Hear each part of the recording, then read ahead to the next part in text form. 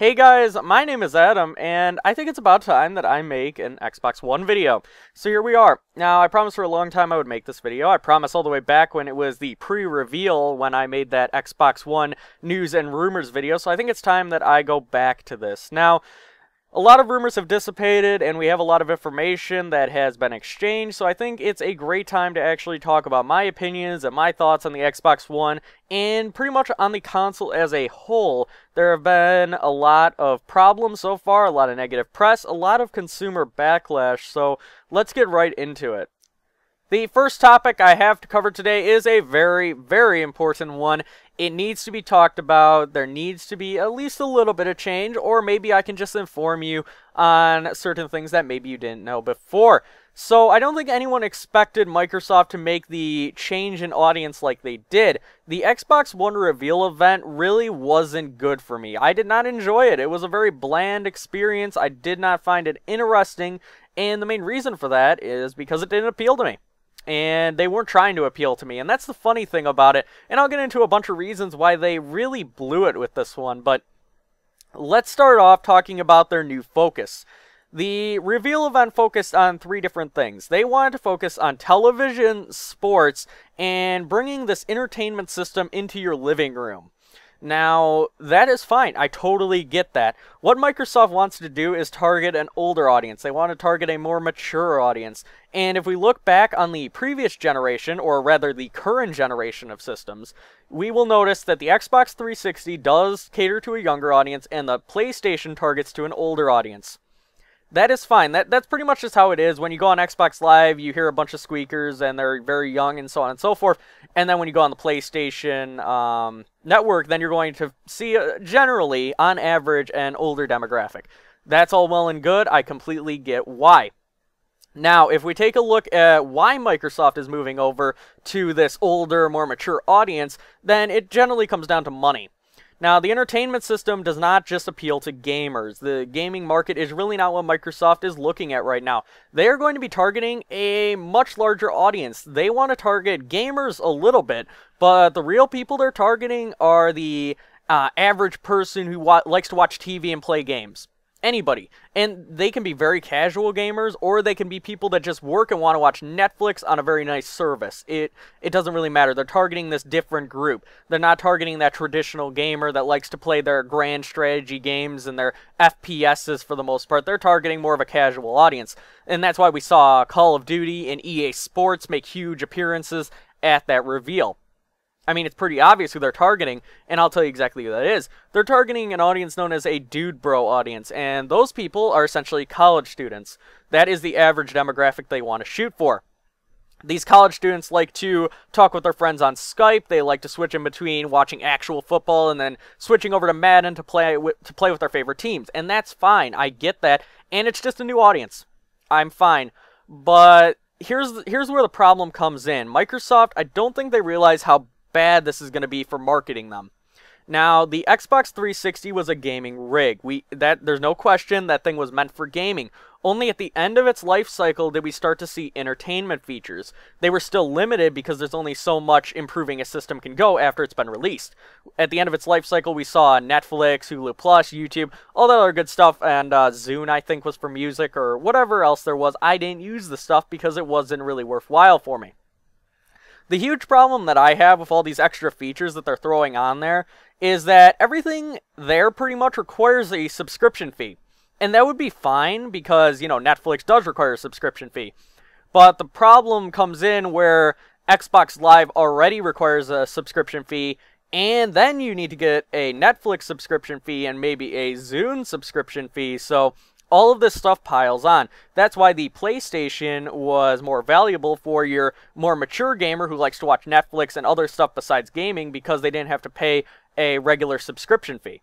That's fine. I get that. You know, if you want to be online and not pay monthly, then go ahead and get a PlayStation. That's perfectly fine. But we're already seeing that the Xbox One will have a subscription fee, so I worry that this thing will not hit homes very well. How many people are willing to pay a Xbox Live subscription fee and also a Netflix subscription fee, a Zune subscription fee, all these other services tacked on? It actually really drives up the price of that system. And not to mention the fact that this thing is going to be priced at a rather high point. So we'll have to see exactly how many casual gamers are going to drop the money on this. Nonetheless, we saw Call of Duty Ghosts appear there. We saw EA Sports. It's obvious who they're targeting. It is not for me. It's just not for me. And a lot of people need to understand that Microsoft is not out to get gamers. They're not out to harm the gaming industry. They just want to move on to a different system. They want to move towards entertainment rather than gaming. That's fine. And, you know, you have to wonder why that is. Well, it's probably because they have calculated that they can make more money off an entertainment system because more people may pick that up. The problem comes in where in the last generation, Sony had a better entertainment system and Microsoft had a better gaming rig. So what's going to happen this time? People already know that the PlayStation was really good for entertainment and the Xbox was good for gaming. People may not even look to see, like, okay, so Xbox is striving towards improving the entertainment and they're making it more worthwhile for me to get. People may not even look at that. There's a lot of name recognition that needs to go into this. And the fact that it's named the Xbox One is kind of weird as well. But I just worry that Microsoft doesn't know what they're getting into. They don't really understand the market right now. I think that an entertainment hub is always nice, but considering this thing is probably going to be over $500, you have to wonder how many people are willing to pick it up. But as if that didn't get them enough bad press and gamer rage, which, may I add, is really bad. Gamer rage is some of the harshest rage in the world right now, but nonetheless, we're starting to see Microsoft responding to some problems, but the Xbox One Kinect privacy concerns have come up. Now, here's the deal. The Xbox One Kinect, we saw this with the Xbox 360, it came out later in its life cycle, and now we're seeing the Kinect 2.0, which... more great naming. Like, really? The Kinect 2.0? You can't come up with some... Just call it the Kinect. Just call it the Kinect. You're calling the next Xbox the Xbox One. Why don't you just call this the Kinect One? Like, really? Match the system. I don't get it. But nonetheless, the Kinect, it is claimed to be always online. And Microsoft appears to be backing this claim. They really haven't released anything to make us think otherwise. So, for right now, we're going to assume that this thing is always going to be online. Now, if you don't know what the Kinect is, just imagine a camera just right on the front of your Xbox. It's built in, so you can't actually turn that thing off. You can't really cover it very well. I mean, you can, but why would you really, as a consumer, want to take a piece of duct tape to the front of your Xbox just to keep the camera off? It doesn't make much sense. Now, there's a couple reasons for this. Now, alright, so here's why Microsoft's doing it. It's very obvious. They want to avoid piracy. Piracy is what they're trying to avoid. They want to be able to make sure that nobody's doing any illicit activity. So, let's say that you order a movie off of Xbox Live. The idea behind the Kinect is for it to spot how many people by facial recognition are in the room, and then they're going to charge you based on how many people were actually in the room while you were watching the movie. Now, there's a lot of problems with that. That is really wide-ranging. Let's say that somebody walks by in the living room while you're watching that movie. How is that suddenly going to cost you an extra, however, like $5? Why would that cost you an extra $5? They just walk by the room. They're not even, like, watching the movie. How far is this thing gonna go? I don't really trust this technology to bill me properly. So, there's a huge problem there, but that's not even the biggest one. There isn't even much talk about that, but that's just something that I don't like. Now, the huge problem that people have is privacy concerns. Now, we've seen this all over YouTube. The average gamer really doesn't need to worry too much about this, but nonetheless, you have to cater to everybody. You can't just cater to this small group. Now, okay, so the privacy concern right now is that because that camera is always online and technology is pretty much doomed to be hacked, everything eventually will get hacked if given enough time. People worry that hackers will be able to spy into their living room, which is the room that Microsoft is targeting for this system to be in, and they can spy on them. That is actually a valid claim. It may sound crazy and like out of there, but no, it's a legitimate concern. Think about laptops. People are always concerned about laptops because if it has a webcam, a built-in webcam, and your laptop gets hacked into, people can easily get into that camera and always have it on and be spying on you. It's a huge problem with laptops right now, and you should not expect less from your console. You should expect pretty much the same thing. Now, I will grant that the Xbox 360 did have fantastic security, but even still, you want to limit the amount of ways that hackers can mess with your system, especially when it comes to spying on your consumers. That's really bad. Now, What I really think could solve all of the issue here, and it's a very simple fix. I'm not even saying to turn this camera completely off. I don't really care. What I want is for there to be a light on my Xbox when that camera is on. I want that there. I want the ability to turn off that camera, and I want a light on it that says when it's on. That's all I want. Because when you think about it, you'll know exactly when you're being looked on, and you know exactly what's going on. Now, I don't trust Microsoft to really tell the truth on a lot of things, but I think that this is a pretty solid assumption that they would keep a light on there when it's on. So, I hope that's what they would do. Nonetheless, that would solve all of my problems. The same thing with laptops. You don't want people spying in your house. It's not good. It's really bad, actually. You want to limit the points where hackers can cause damage. And having this always online camera is certainly damaging to your system when people are worried about privacy. And Microsoft has responding saying that there will be a robust privacy menu, and you do have the option of having your camera off when the system is fully off. Wow, yeah, thank you. But I don't want my camera on while I'm playing games either. What about that? Well, they haven't said anything. Now, the idea behind it is that alright, so if you have a friend over watching you play a game, will that count as an extra fee? No one knows, and they're not saying anything, which is driving me insane. I don't know what they're thinking, because they're driving their consumers insane. Because we want answers. We want a lot of answers. But we're not getting any answers because that's what Microsoft does. They're keeping it all bottled up. And in some cases, that's a good idea. In this case, a very, very bad idea. Because right now, we're seeing Sony's stock rise up and Microsoft's actually fall, even after the release of their brand new system. That shouldn't happen. I think that's pretty obvious. But nonetheless, I hope that they do something about Kinect, because right now people don't want it. People don't like the idea that they can be spied on in their own living room. And they really shouldn't like that. I don't think that it's a very, very good idea to have that camera on there. But I understand that if they do, I will understand just so long as they put a light. Please just put a damn light. It'll take you very little time to install that thing. I don't think you're really under any time restraints here. It's going to be coming out in probably late November. So why, I don't see the reason why you can't pull this off. Put a damn light right next to the camera, let us know when that thing is on, and all will be fine. A bit of a saving grace from Microsoft, at least a small one, is the fact that I really like their controller. It's looking very good. I'm a huge fan of the design of Microsoft controllers for the most part. I don't like the PlayStation controllers. I'm going to be perfectly honest about that. I don't like how the thumbsticks are positioned. I just don't like it. It's not for me. But the Xbox controller, it's 2 thumbs up, especially the new one. Now, there was one problem with the Xbox 360 controller, and that was the fact that that damn Xbox menu button was right in the dead center. I hated that with a passion. Now, you have a picture of the Xbox One controller on screen now. At least I hope you do. If you don't, then I'm an idiot, and please yell at me down in the comments. But the Xbox One controller has moved that Xbox menu button up higher. So, imagine the area in between the bumpers, or at least, you don't even have to imagine because you have a picture. I keep forgetting that. But anyway, right in between the bumpers, you have an extra space that is added. And right there is where you have your X button.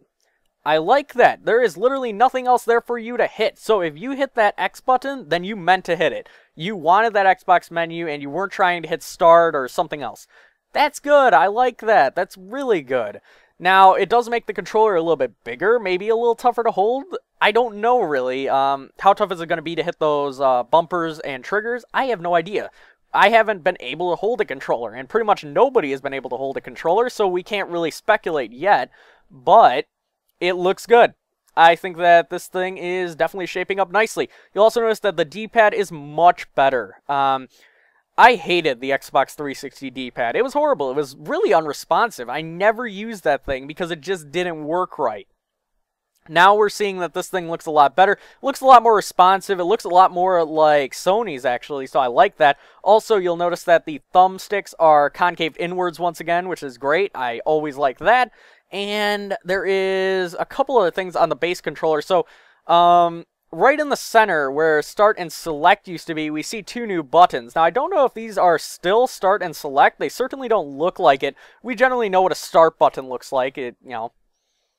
we saw it on the last controller, so you know what it looks like, whatever. So those look different.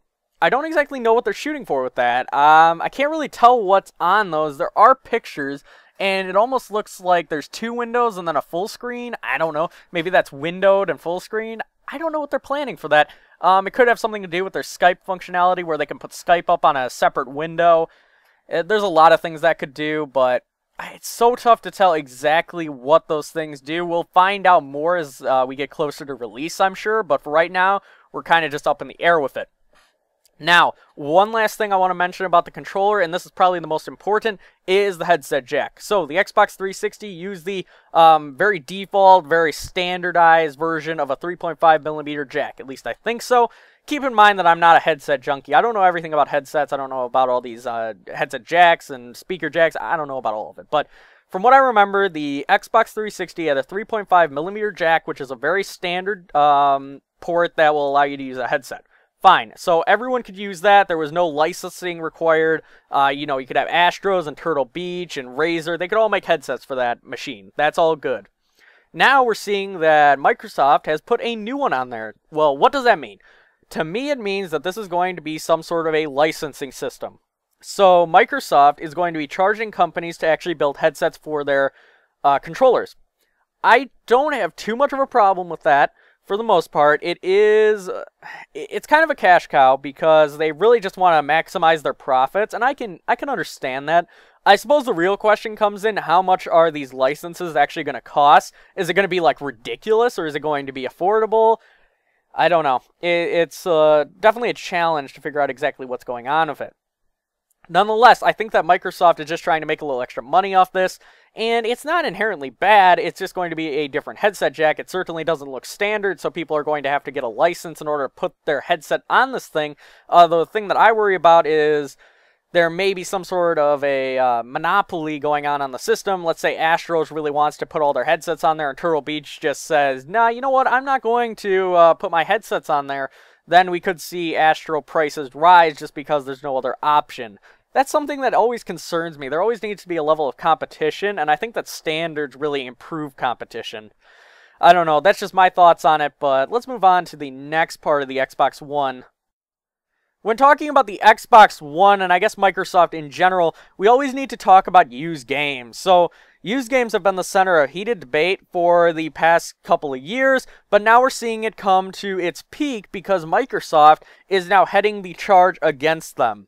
Yeah, that's right. The big, mega, super giant company Microsoft has decided that they are not going to have used games on their next system.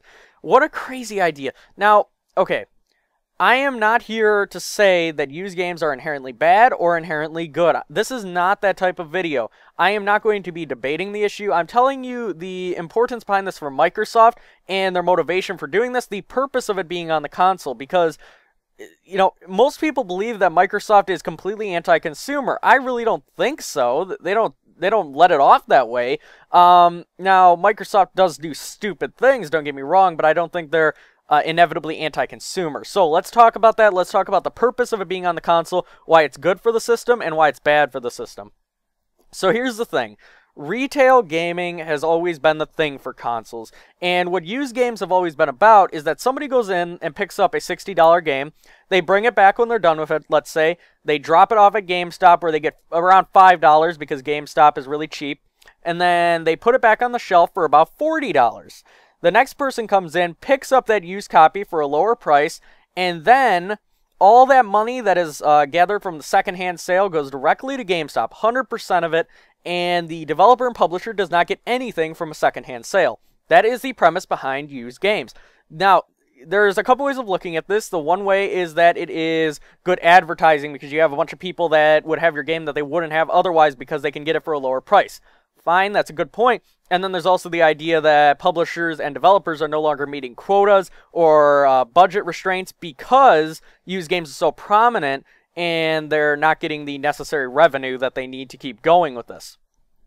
All of these are valid points, and like I said, I'm not going to choose a side, but you can always see each point of view. At least I hope you can if you're a fluent debater who knows that every side certainly has a positive light and a negative light. Now, the problem that Microsoft is going to face is that, in general, you have console gamers being very casual. They do not want to pay full retail price most of the time. Does that mean that it's right? I don't think so. No, it's not inherently right. It's not inherently wrong, like I said. But what they're going to run into trouble with is they're moving towards complete digital distribution. Now, the problem that a lot of people are going to have is we don't know if GameStop is going to even bother to stock Microsoft games anymore. GameStop's main profit comes from used games. And if Microsoft is leading the charge against them, we don't know what these GameStop or any other gaming retailer is going to do. It's kind of awkward to sell your opposition's games, is it not? Now, obviously consumers run on a budget. Budgeting for games is very important. But when you have your favorite gaming company not meeting a quota just because you bought it secondhand, you need to look at exactly what you're doing. I like that Microsoft is moving towards digital distribution, but I don't think that killing off the entire retail market of gaming is a good idea. You can't just have GameStop implode overnight. And I'm not taking a side on the issue, I'm just laying out the facts that GameStop's main revenue is from these used games. You can't just take it all away and then say, yeah, you're done with that, because now you're only going to get this small 20%, like 20% of each game sale, and quite frankly, that's tough to keep up on. Unless you sell a ridiculous amount of copies, you're kind of screwed and you can't keep your business up. That's what I'm a little worried about. Now, ironically enough, gamers have charged to GameStop's rescue, and they are claiming that they want used games just because it's cheaper. I think a lot of gamers really don't realize the implications of used games on these development houses and these publishers. Now, as much as people like to claim so, publishers and developers are not anti-consumer. That's really not what you should be looking for. They want to make a good game. But they will try to get money out of you. They're a business. Why would you not expect that? I don't understand. It's something that we all should expect. Why are games $60? Because that's what people pay. I mean, if developers and publishers could just build games and have infinite money, I'm sure they would put the freaking price at $5. But no, they're a business. They need to keep themselves afloat. They have salaries to pay. I think that's something that people often forget. I mean, how would you like it if all of a sudden all the prices at McDonald's dropped while you're working there, and because of that you had to take a pay cut? Why would you do that? It doesn't make sense. Nonetheless, used games are not going to be on the Xbox One. This is pretty much fully confirmed. And even if they are, from what I understand, Microsoft intends to really limit them to the point where Microsoft gets even a cut of all GameStop sales. Kind of crazy. I mean, is that going to work out? I don't know if that's even legally possible. I don't know. I don't know this kind of stuff like the back of my head, but yeah, it's a rough situation. I don't want GameStop to die because although they're sometimes anti-consumer, they're still a games retailer. I mean, I don't want any games retailer to really die. Just because they give you $5 for your fresh new copy of Devil May Cry or something like that doesn't mean they should just completely die off as a company. Mainly because that would result in a lot of unemployment, which is never good. I do realize that they can be seen as evil companies, but even still, you don't want people losing their jobs just because of an issue like this. Well, I guess the last thing to talk about when it comes to the Xbox One is exclusive gaming. So, I'm somebody that really believes strongly in various topics of gaming, and this is definitely one of them. So, exclusives are something that I know a lot about. I know exactly why companies do them, and they are meant to be system sellers. They want people to buy their console purely because of these games. I do not fully agree with exclusives because it excludes some gamers. I've said it in my news hub, and I'll say it again. You should make your games available to as many of your consumers as possible because gamers should have pretty much equal treatment. I don't really see why we don't have equal treatment across systems, but I guess that's just the way of things. Especially on consoles as similar as the Xbox One and the PlayStation 4. They're both consoles, and they're both developed by, Sony and Microsoft, so why shouldn't we have pretty much a mutual agreement that we share games? It doesn't make too much sense to me, but exclusives do happen. Now, the problem comes in where we're seeing a trend towards exclusive games. This is not inherently good or bad, but here is the idea behind it. There are going to be 15 exclusives on the Xbox One, and the majority of these are going to be revealed at E3. Now, why did Microsoft not announce all of this at the conference? This would, like, seriously, start out the conference. Just flat out say that all of our gaming stuff will be at E3. That, you know, why none of that? That would have solved so many problems because people thought that this was it. Later, after the conference, they came out and said that all of their gaming stuff would be released at E3. And, oh, I also forgot, I just dropped $1 billion on the gaming section of the freaking Xbox One. But no, Microsoft kept that pretty much under seal. Really? Really? You could have stopped so much negative press. Say that stuff at the conference. Like, what is wrong with you, Microsoft? Do you not have marketing people? Did they not realize how bad it would be to not show any gaming at all and not even talk about it? Really? The only thing that showed up there that was even related to gaming was COD. And that's not really appealing to many people anymore. So, let's talk about exclusives. Now, Microsoft is clearly aiming for these exclusives to be system sellers. And let's not forget that they have invested $1 billion in these exclusives. That's straight from Microsoft. We have the report. That's a lot of money. They can create some great games off that.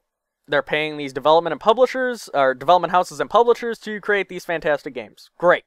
Excellent. A lot of people really don't think that gaming will be good on the Xbox One. I highly disagree. I think gaming will be good, but it's no longer their focus.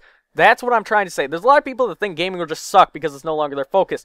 No, they're going to focus on TV, Skype, and sports games a lot more, but gaming, it's still gaming. You know, there's nothing wrong with that.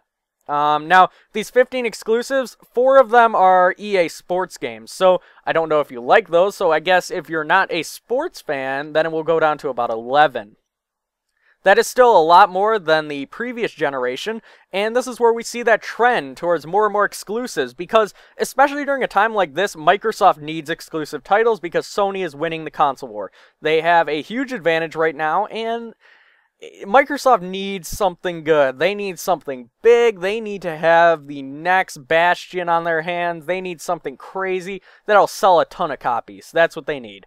And Call of Duty, I don't think it's going to cut it anymore. Call of Duty is not a system seller because you can get it on every other system. I don't know why they pretend like it is. The only advantage that Microsoft has in that department is they get the DLC a month early. Why is that somehow awesome? Like, that's like crazy? Then again, imagine how good the Xbox One would sell, given the idea that Microsoft actually dropped so much money on Activision that they made COD a system exclusive. I don't like Call of Duty, but my God, imagine the traffic. Xbox One would be filled with COD players. Everyone. I would truly love to see the day that Microsoft could drop that much money on Activision's lap. That would be a ridiculous amount of money because those copies fly off the shelves for every system. I think that's really the main point here. I have no idea how much Activision would even ask, but it's a crazy idea to think that they could fling that kind of money at it. I do think it's possible, but you have to wonder, is Activision even willing to do it? Are they willing to just completely isolate a whole section of their player base that they've established for like 7 years? Is that worth it to them? It wouldn't be for me. I don't know how much money Activision wants, so I guess if they get a couple billion, then maybe they'll look the other way. But nonetheless, that is it for the Xbox One. Right after this, I'm going to put the hardware specifications that have been announced on screen. Then you can make your informed decision there. I don't know anything about the hardware of this machine. I'm not very good with that kind of stuff, so you can decipher it if you so desire. Nonetheless, I hope you guys enjoyed, and I'll see you next time.